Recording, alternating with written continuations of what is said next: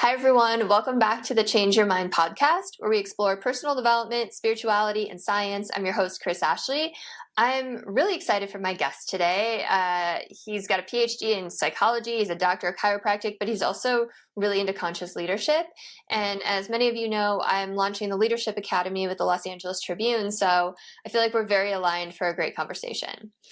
First, a couple quick announcements. Head over to the links in the show notes. You're going to find a lot there. You'll find ways to connect with my amazing guest. You'll find ways to connect with me. You'll get updates on all my projects that are going on, find courses, coaching, free downloads, way to sponsor the podcast. And as always, this podcast is part of the Los Angeles Tribune Podcast Network. We are doing amazing things in the personal development realm. Massive events pretty much every month. I was just on stage with Dean Graziosi, speaking of leadership. He's amazing. And Joseph McClendon and Jim Quick. So come be a part of it. We're doing some really big things. What if the one thing keeping you stuck is the way you think?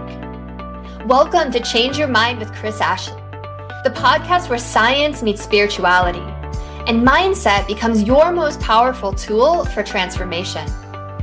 I'm Chris Ashley, author of Change Your Mind to Change Your Reality, trainer, speaker, and lifelong seeker.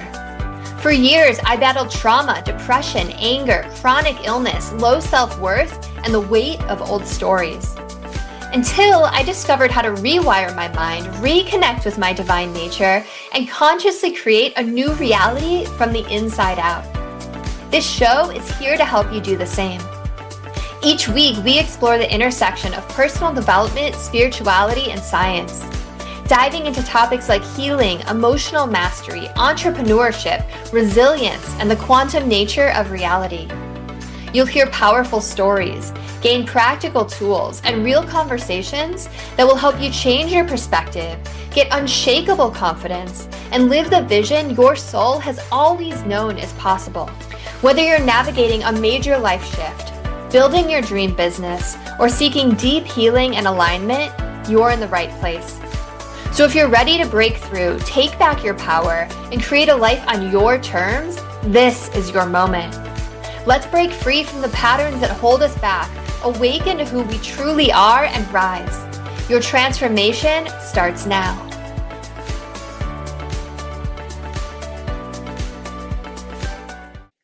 All right, so with me today, I have Ron Stotts.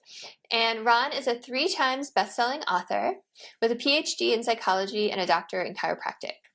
He's explored the depths of ancient wisdom and the latest in psychological, neurological studies and leadership as he guides entrepreneurs and executives into the highest levels of conscious leadership. So welcome. I'm so happy you're here, Ron. Glad you got all that out.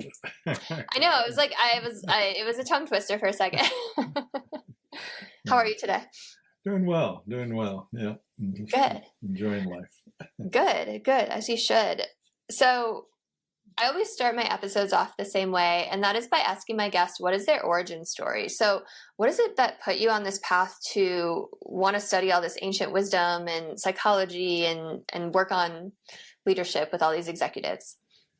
I think it really was the best of times and the worst of times. I kind of grew up the all-American kid, and I was a national rowing champion, and by 18, I figured I had it all figured out and was ready to go. And I made a little judgment error, and I joined the Marine Corps because that was kind of, my father's military background sort of led me to think that was the next thing. And turned out that was the antithesis of what was the right direction for me to go. And, I lost a lot of friends in Vietnam, and it was, I got out on a medical discharge, but it took me years to recover. And the following years were just such a tumult of chaos and uncertainty, and me trying to figure out who I was and letting go of all that I'd been taught, and really going, well, who am I? What's important to me? And, I did have a chemical imbalance due to PTSD. And so I had a choice to either deal with suicidal tendencies or to get my life together. And,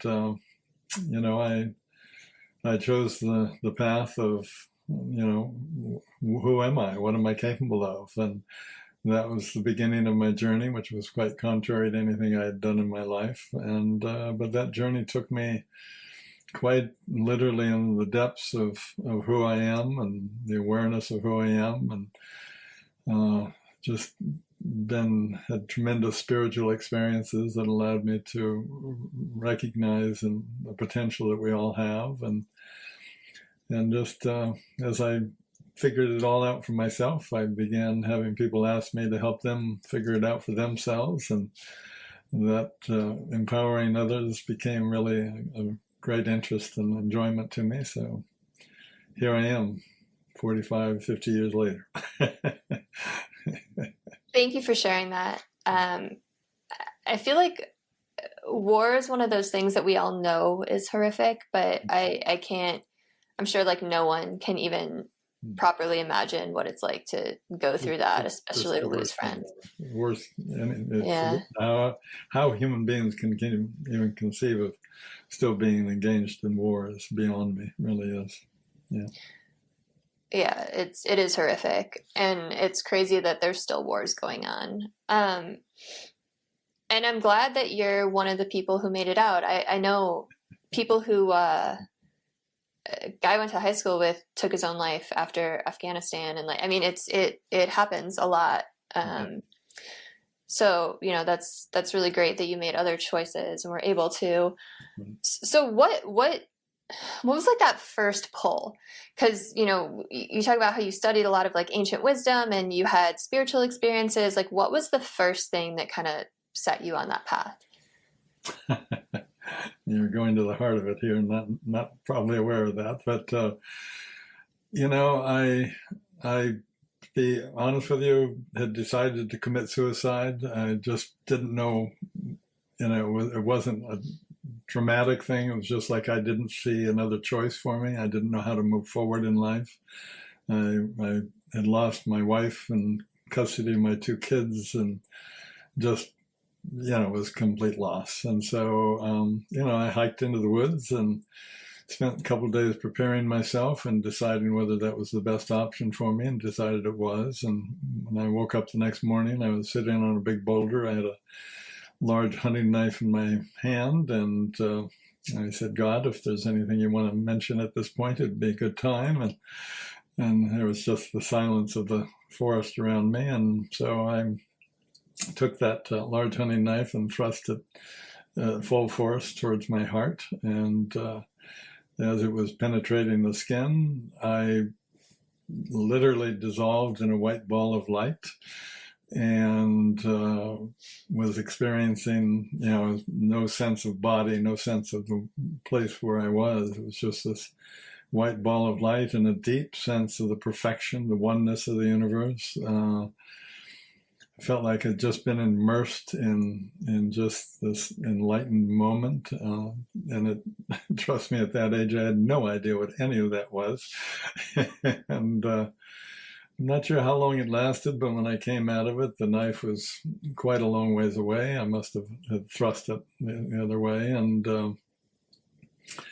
I knew I had purpose. I didn't know what that purpose was, but I trusted the perfection of the universe that I had experienced, and went and lived on an island for 8 months and kept my feet in a wood stove and walking on the beach and reading the Bible and anything else I could find. And I think that's really where I began to discover the power of breathing, the power of silence, the power of being present, and began my inner journey of really discovering who I was. And that journey still goes on today, of course, but it's about becoming self-aware. It's about becoming emotionally intelligent initially, and then it becomes more okay. And what's that definition of self continues to expand as you quiet the mind and explore the silence and journey into the light, and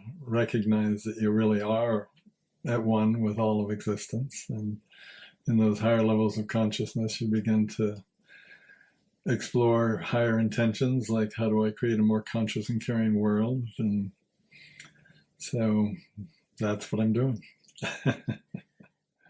Thanks for your vulnerability and sharing that. That is a hell of a way to take your own life, stabbing yourself in the heart. That takes some serious conviction. Did you actually like penetrate your chest, or did you? Yes. So okay. I don't know. I mean, I was a very big, strong kid. I really was. And Yeah, you sounded like it. how I stopped that, how that thrust was stopped, is way beyond any physics that I understand. So yeah. That's a really powerful experience that you essentially had a near-death experience. Or yeah, and a lot of other experiences within the oneness with God, one with the universe. Yeah, yeah. Well, a lot of people, all people who have had near-death experiences experience those things. Yeah. Uh-huh. You know, and me, How did you get out of there? Were you like seriously injured? no, I wasn't. You know, I was bleeding, but no, I wasn't. And I realized that okay, I've been guided here.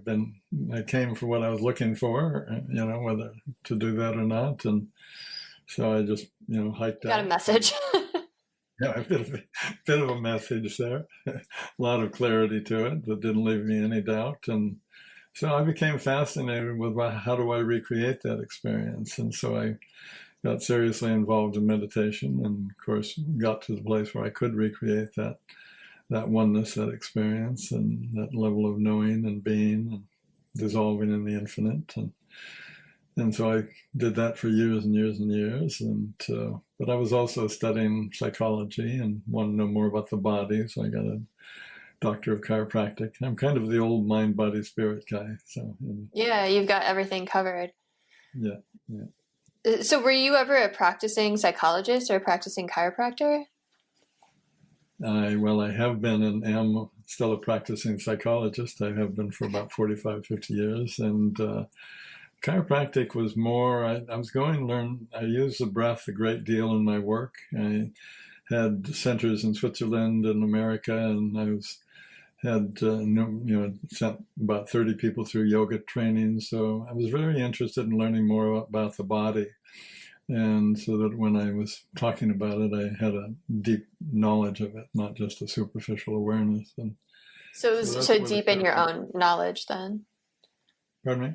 So it's to deepen your own knowledge. It really was. I taught, they kind of, the college had me teaching the psychology and just the whole concept of what chiropractic was about, which I identified with quite deeply. And so I was a chiropractor for a couple of years. I had with my wife, who I had met in chiropractic school, we opened a kind of a mind, body, spirit practice in Mill Valley, a little town in San Francisco area. And we did that for a few years. And, but I just, in chiropractic, everybody's kind of keep coming in saying, fix this pain, fix that pain. And I was hoping I could have them take a look at the bigger picture of what was really causing those problems. And they seemed to have little interest in that. So I sort of moved away from that in terms of a practice and just back into the deeper psychological, spiritual work. Do you incorporate the spirituality into your psychology practice? I don't think you can avoid that. Yeah. Well, I'm just curious. I mean, I've gone to a lot of therapy in my life, and I've never had a therapist who, had that other kind of I don't think mentality. anybody would mix me up with a traditional therapist. I'm really known more as a transformational coach, transformational therapist. My work really takes people down to the core of their being and helps them retrace and heal all their childhood issues. And really the goal of that is, we came up with a program for getting love as an infant because we needed that love to survive, and we needed that connection, and we wanted love more than anything else. And so we opted for getting as much love as we could by trying to be whoever anybody else wanted us to be. And we gave up a lot of who we were just to be that person who got acceptance and love. and we left a lot of ourselves behind in that process. And so in my work, I help them remember, regain, and reaccess, reintegrate, and really become that confident, authentic self that they're meant to be. And that's where they really discover how to create the success and fulfillment in their life that they want. Beautiful. I love that. What kind of therapy modalities do you use when you're doing all that? The simplest I could find on my own journey. First of all, just getting people to breathe again is the biggest challenge. So if I can get them to breathe and ask and answer questions, that's going to begin the journey. I use a lot of sentence completion because they have to breathe into and say and complete the sentence. And when they do that, that engages the right brain, which puts them in touch with their emotions, and the breathing puts them in touch with their heart and their feelings. So all of a sudden they're engaging and recognizing, accessing awareness and knowledge that they didn't even know they had. And that's what takes them into the deeper levels of healing. They reconnect with that inner child and reparent that child and reconnect really with all aspects of who and what they are. And it's that, yeah. I mean, a lot of people who come to me are in leadership. And so initially they might want to, they're a CFO and they might want to become a CEO, or they want to make more money, or whatever that outer goal is. And they quickly learn that really the biggest challenge I see in leadership today is that they're looking outside of themselves for things that can only be found within. And so I share with them and guide them into how to access themselves, and as they evolve in life, to continue to look deeper and access even more of who and what they are. And that takes them fairly quickly beyond that sense of self, that ego-oriented sense of self, into a broader sense of self that includes others, connects them with others, the world. And that takes them into developing a higher intention that really includes serving and supporting others. And even as a leader, their leadership role becomes one of, okay, how do I bring out the best in everybody working in and around me? And in doing that, everybody becomes more cooperative, collaborative, productive, and profitable. So it all works. Yeah, I love everything you said, because I feel like so often people think leadership is about like commanding others, but it's really about like commanding your own mindset first, right?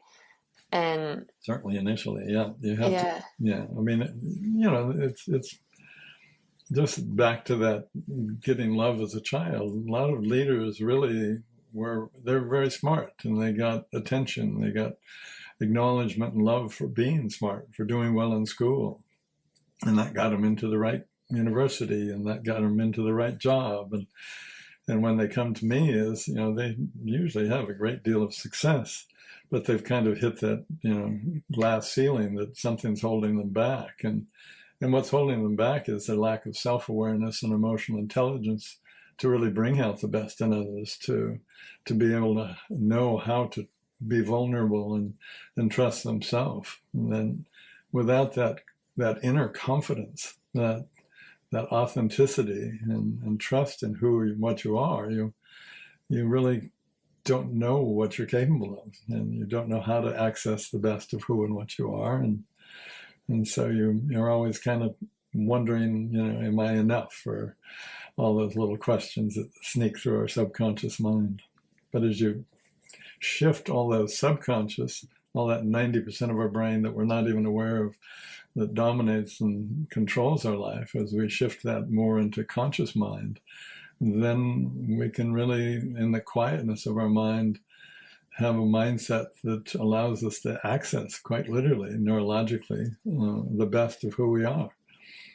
That amygdala isn't running the show any longer, the emotional center. The forebrain begins to, as you quiet the mind, begins to develop and blossom into the conscious CEO of your life, and the right and the left brain start to get along, and all of a sudden you have integrated whole brain thinking that certainly enhances your brain considerably, your thinking, and gives you access to higher level thinking. But then as you further that journey, you get into what I call big mind, where rather than trying to think about an answer or figure out things, you quiet your mind and invite the answer to come in. So do you do meditation with these people too? Oh, you might mention that, yeah. Are they surprised because they come to you Sneak it in there. because they want more money, they want that bigger title, and you're like, all right, we need to talk to your inner child, we need to meditate, we need to Well, breathe. Like, are they ever like thrown off? well, I do it very subtly. They tell Okay. me. I don't ever tell anybody anything. My job is to breathe and be present and curious. And from that, I watch my guidance kind of allow them to discover what they need and who they are. And they get very excited about that because they recognize, oh, that's where all my blocks, limitations, saboteurs, and everything comes from. And as they learn to empower themselves, literally rewire their brain neurologically, they all of a sudden have a whole different life, a different mindset. And that's Yeah, when they start absolutely. I mean, getting you change your thinking, you change your life, right? yeah, Um, literally. yeah, and there's so many different modalities around coaching and somatic healing and therapy and all these things that like really kind of do the same thing, right? It's like get rid of these blocks, these limited thoughts, these, this inner voice that wasn't even yours to begin with, that all these things are holding you back, and like so many people aren't even aware of, right? It's hard to be aware of Not what's at holding you all. back. They're not at all aware of. So my job is to help them become aware and to stay aware and to learn to evolve. Most people are kind of stair-stepping their life through comfort zones that really are limiting and killing them eventually. And so what I show them is how change, which is what they fear the most generally, is really the only thing that you can trust. Change is the one reality that's going to be an intrinsic part of your life. And so if you can learn to embrace change and learn to evolve, then you're always breathing and being present, breathing and letting go, breathing and becoming. And what you're becoming is just that more expanded sense of self that integrates you into and supports you in your highest aspirations. Why do you think people fear change so much? They fear themselves. Mm. Fear is the biggest religion we have going on. People trust that. I had a client the other day who, a very great guy, really is, and great CFO who wants to become, and I think is certainly capable of becoming a CFO. But due to his childhood, he had some very serious concerns about ever letting go, about not getting, not controlling and using his left brain to logically figure everything out. And, what he recognized was that due to his alcoholic father, his father's addiction to alcohol was matched by his fear of letting go of, trusting his left brain and feeling like he was in control. He was able to see that his definition of control was literally a definition of being completely out of control. And in that insight, in that awareness, he was like, oh, yeah, that rocked his world. And so he was willing to move forward and begin the process of quieting his mind, which is where I begin. They've already learned to breathe. They've already learned to trust that breathing is really what's going to heal their past, open up their heart, and that opens up their mind. So they begin to learn to trust and use that breathing. Meditation, I've been teaching it for 50 years. So they're all about a single pointed focus. I don't care whether you're a whirling dervish or whatever it is your focus is, but meditation is about a single pointed focus. And so since breathing is always there and always handy, and there's a variety of breaths that you can use to get you into and through and beyond everything, then you begin to trust that breath, and that takes you into the depths of who you are and into enlightenment, into optimizing your performance, into being able to love, being able to receive love. And yeah.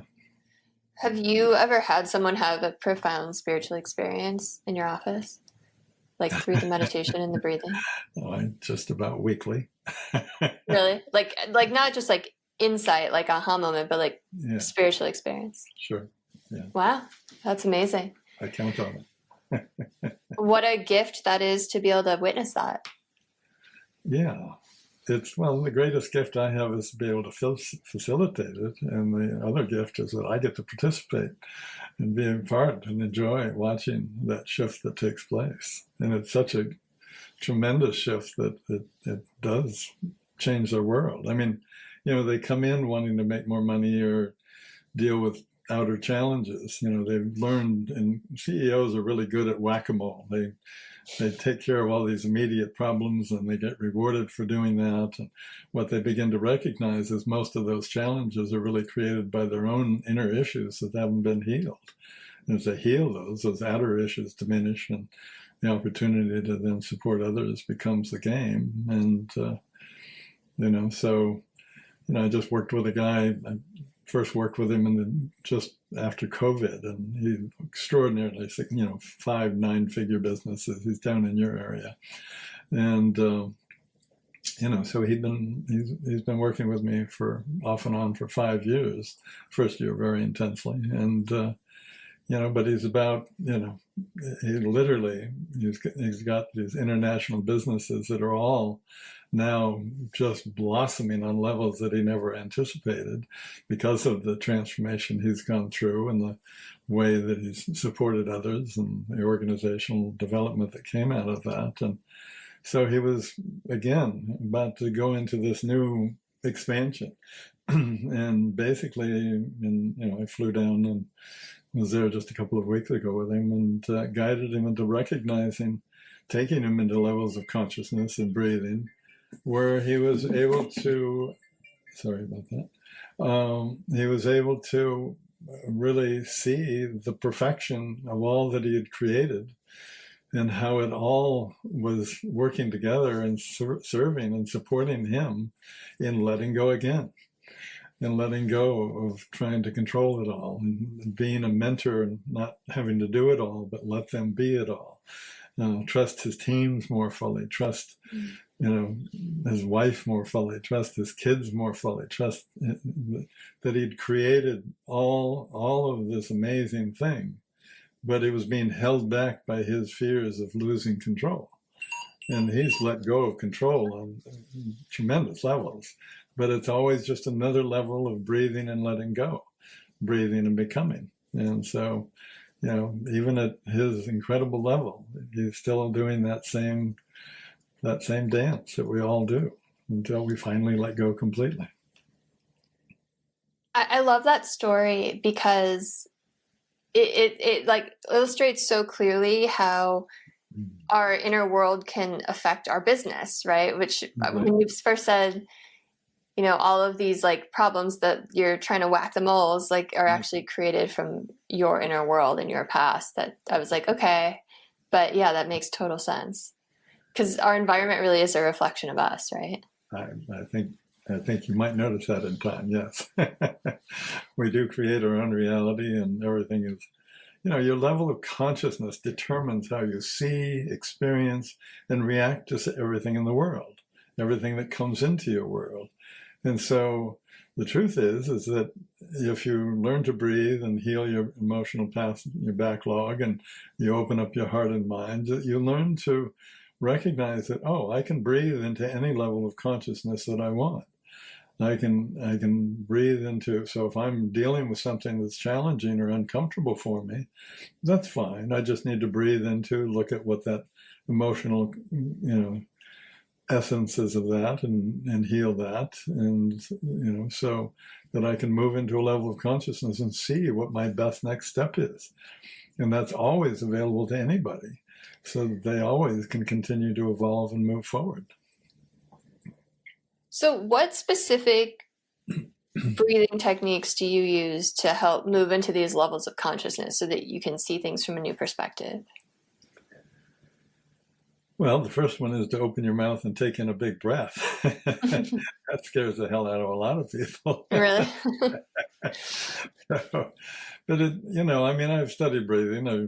All the different aspects of it for years. So I've narrowed it down to, if you want to just, most people are going through life with their foot on the gas pedal, and that's gotten to the success level that they're at. When they come to me, what I show them is that they also have their other foot on the brake, and they've got maybe 40, even 50% or more of their energy on that brake pedal. So they don't need to push harder on the gas pedal, which is their initial temptation or thought about it. They just need to heal and let off all that controlling their emotional backlog that, as my mentor Joseph Campbell said, you've got to, I never say it correctly, but anyway, you've got to enter that cave you fear to enter, and to find the treasure that you seek. And that treasure, of course, is yourself. That treasure is that unconditional love that you can only find by giving it to yourself. And in doing that, then you find the courage, the strength to breathe and feel, to breathe and transform neurologically your mind. And so, you do an open mouth Bhastrika breath to move yourself forward, and that helps you kind of stay centered in moving forward. And then you do a closed Bhastrika breath where you're slightly constricting the throat as you exhale into the mouth, and that builds energy. And that gets uncomfortable for anybody because it's like, oh, okay, that's as much as I can handle for now. Then you go into a soft belly breathing, maybe saying in and out as you breathe in and out inwardly, or just silently breathing in and out. And, if something rocks your world, then you shift back down to the open mouth and then bring yourself back up into the soft belly breathing. So, I have just found that the simpler I can make it, the more likely everybody will remember how to do it. And or actually do it. Just like shifting a car. When you take off, you have it in first gear, and then if you know how to drive a stick shift anyway, I'm not sure everybody does anymore, but, you shift into the fourth gear when you're on the freeway and zooming down. But if something happens in front of you, you need to downshift, and that's the same in your life. You're always shifting those gears in relationship to what's going on in your life. That way you're always supporting yourself and evolving, moving forward, and staying present. I really like the car metaphors, especially like the foot on the pedal and the brake at the same time. And it made me think, like, if someone feels like they're pushing really hard and they're like trying to make this breakthrough and it's just like not happening, and they're like doing all the things on paper, like, could they be sabotaging themselves behind the scenes without even realizing it? And why does that happen? You think? Yeah, well, someone listening might need to hear you say that. So yeah, they're absolutely sabotaging themselves. As children, we create all sorts of tools and beliefs and voices in our head, and those voices that help us so much as a child. If a child came to me and said, I'm dealing with this particular situation and this is how I avoid it, this is how I protect myself, I'd say, great, you're doing a great job. This is my program for getting love, and this is who I think I need to be. Great, keep doing that. But by the time you start getting into your teens, or especially into your 20s, then rather than looking outside to get that love and acceptance that you've always wanted, it's time to start looking within and learning to love and accept yourself. And so, unfortunately, that all that emotional backlog that's hidden in that cave that we're afraid to open, afraid to even acknowledge we have, which is your fear of change coming back up again. But, we've got to open that huge door to that cave, and we need to really support ourselves or help with guidance to empty it out. My goal is to my cave has party lights and music on, and my friends go in there whenever they want. And if they see something I need to clean up, they help me with that. And I love that. most people have that cave door slammed shut, and their emotions only sneak out, and inappropriately oftentimes. And that's when you have emotional backlog, when something happens and you get over frightened or over angry or over responsive. And be in relationship if that hasn't happened. That'll trigger it more fully. And, Yeah, right. Because they're just like a mirror. right, exactly. Man, so I'm a parent of a 16-month-old and I'm actually pregnant. I'm like, how do we not screw up our kids? Like, it's like, oh man, it's like everyone has stuff from childhood. Your question is, how do I be a perfect parent? And it's impossible. You will do what you do. But what you can do is begin to train your child as they get older to look within themselves, train them to breathe, train them to feel comfortable with all of their emotions. I grew up in a family that, boy, anger just wasn't, my parents loved themselves more than, loved each other more than any, they were the most loving couple I'd ever been around, literally. Other than my wife now, I don't think I've ever seen a more loving couple. That's cool. But they didn't ever argue. Well, I married the girl next door, my high school sweetheart. Actually, she lived about 2 blocks away.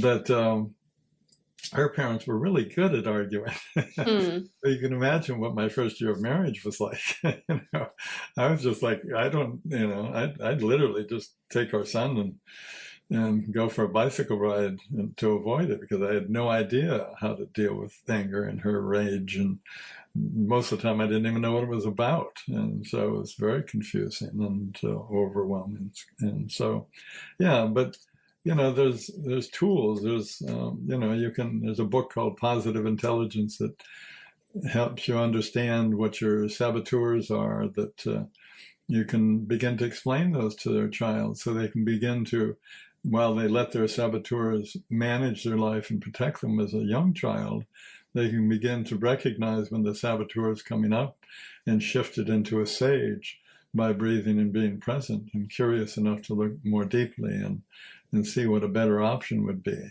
So while your saboteur might rattle on for days and months or ever, dominating your life, when a saboteur comes up and you're more present and aware, more conscious, then you catch it and move it into a sage mode of being curious and present and, looking for how you solve.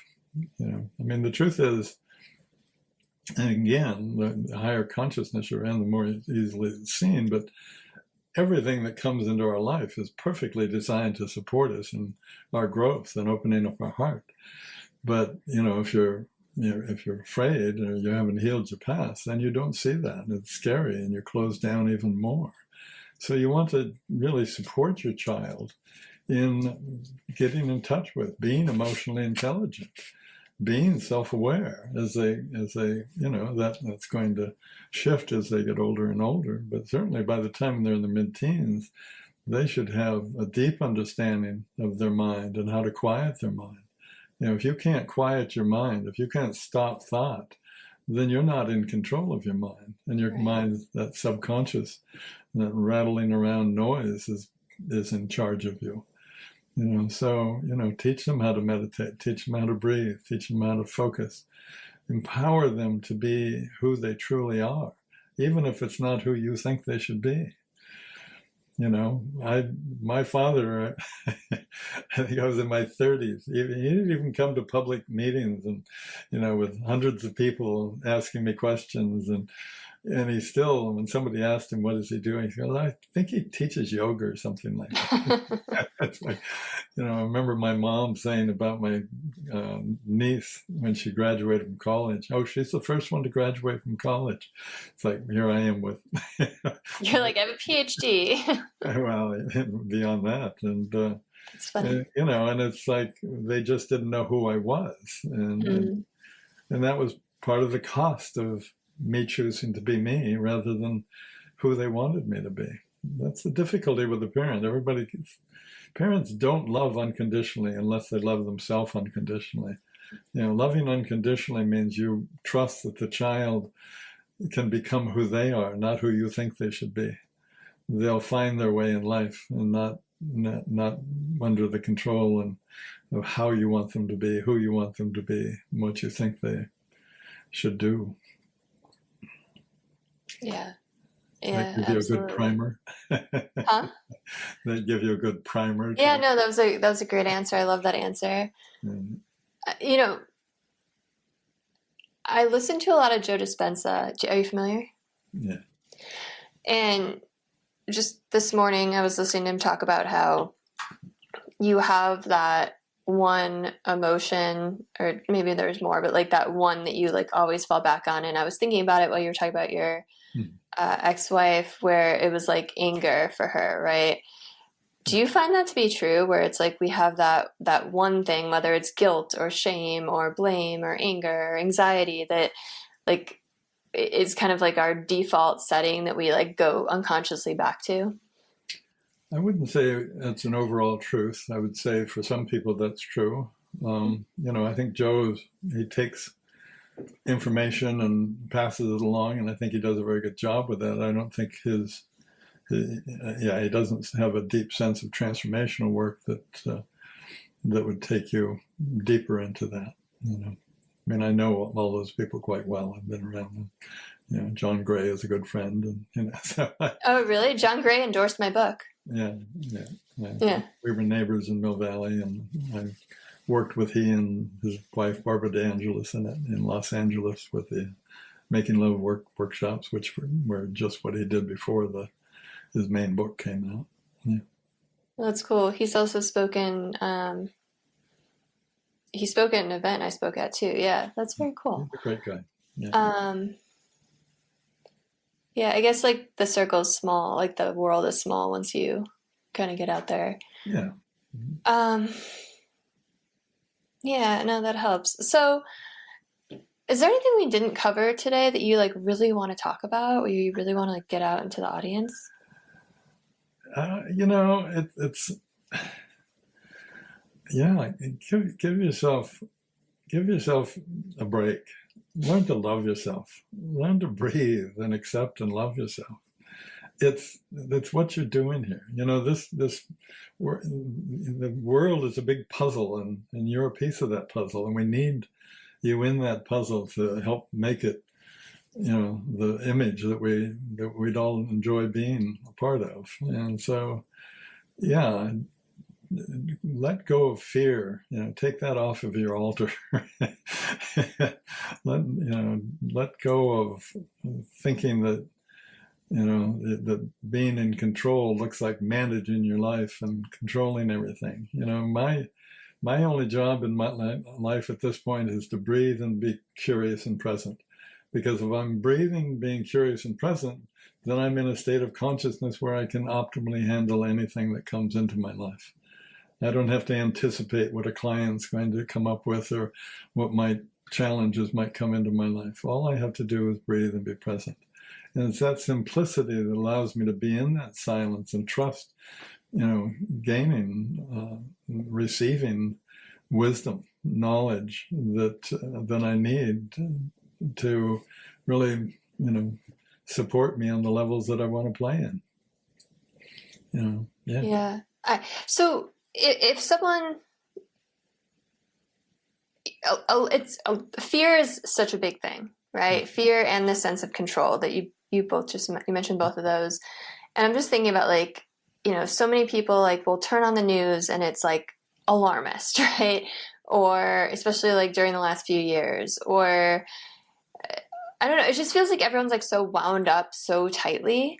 Like how does someone, and I feel like I know your answer is going to be breathe, but like how does someone navigate all this craziness in the world? It's like, but you got to understand that they turn on that news so that they intentionally put that in their mind to validate their fear. I love that response. Keep it in the logical left brain, so they can try and be afraid and effort more and try harder. And I mean, they're creating this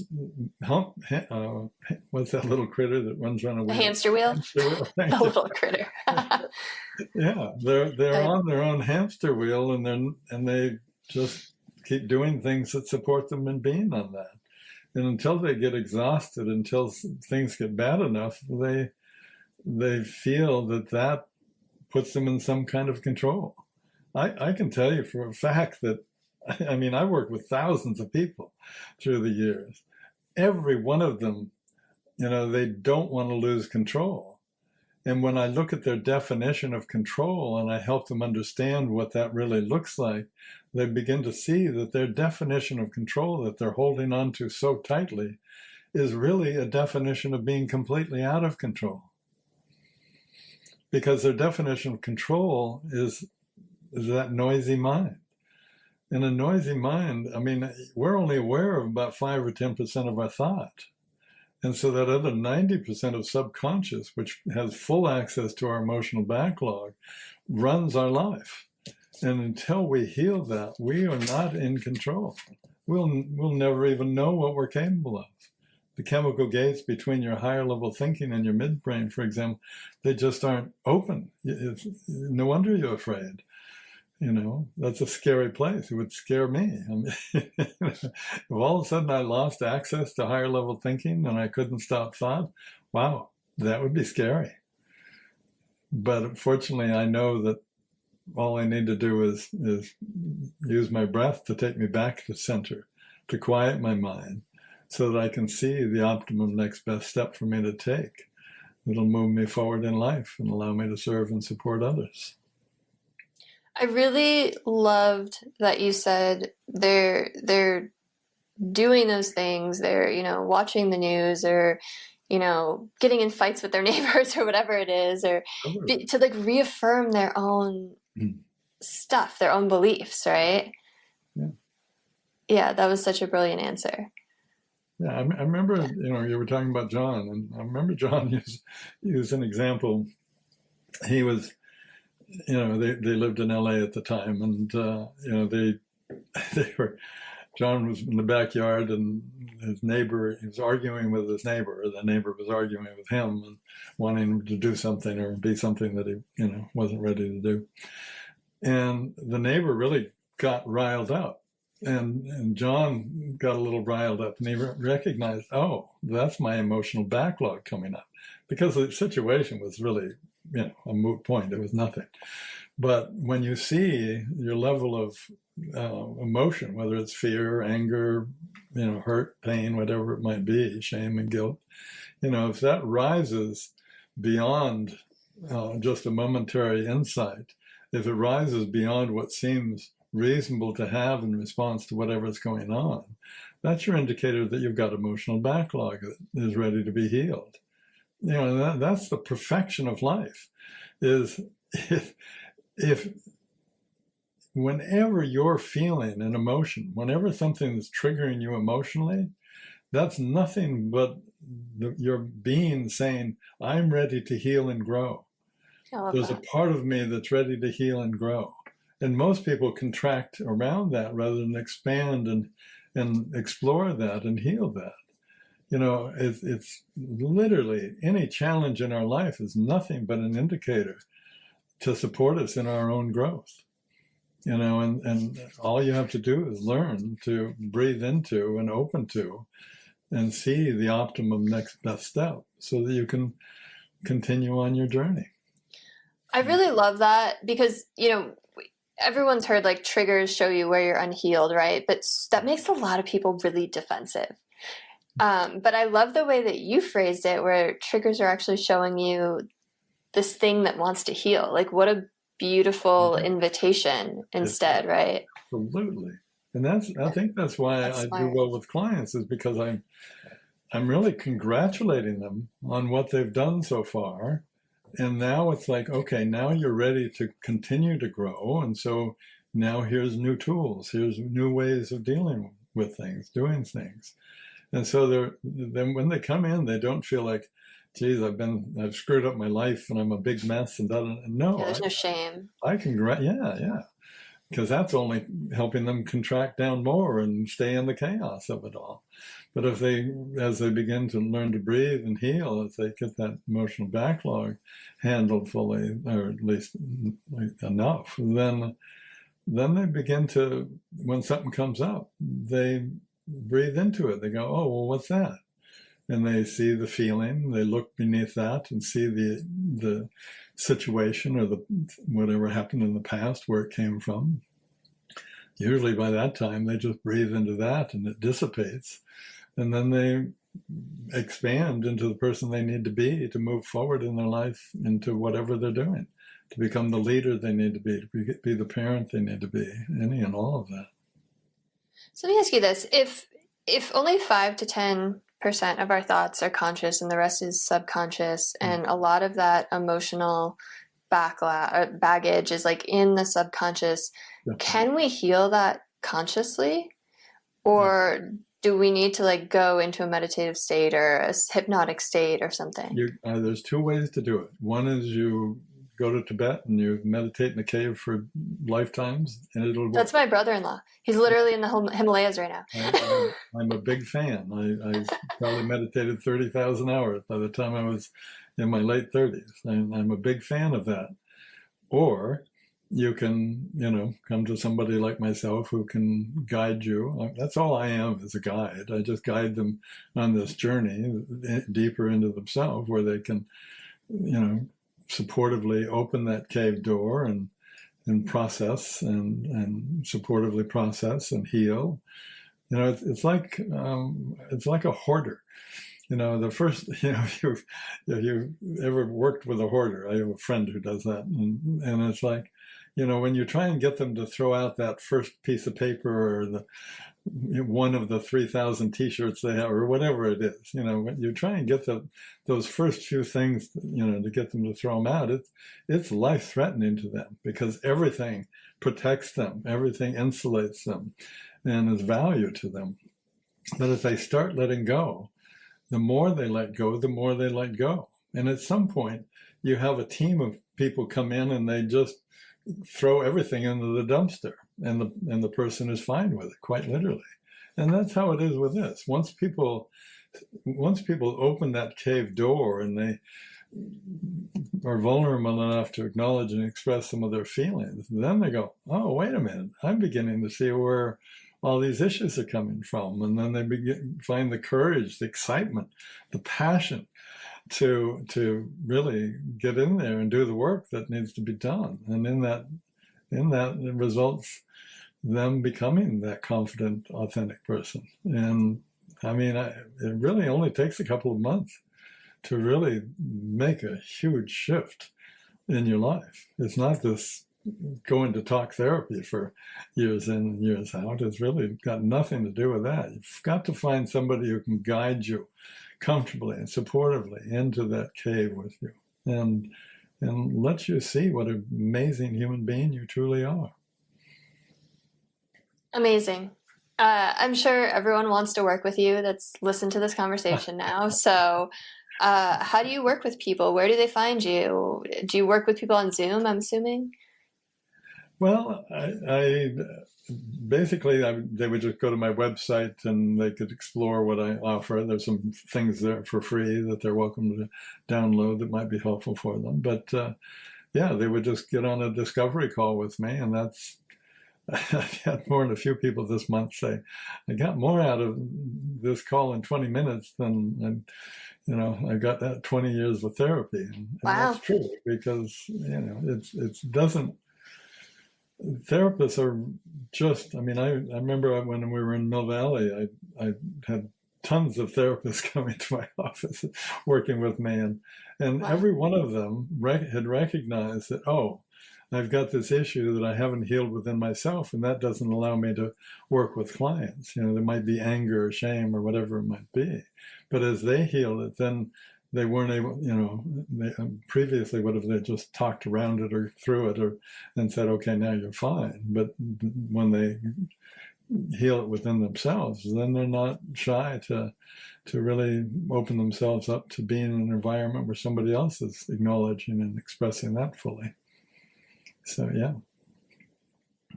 Amazing. Well, if you're listening, Ron's website is in the show notes. You'll be able to find it there. Ron, thank you so much. This has been such a great conversation. We said before we knew it was going to be, so I just appreciate you so much. I appreciate what you're doing in the world. Well, I enjoyed it, Chris. I really did. And you take care of yourself, and I'm sure you're going to be a great mom.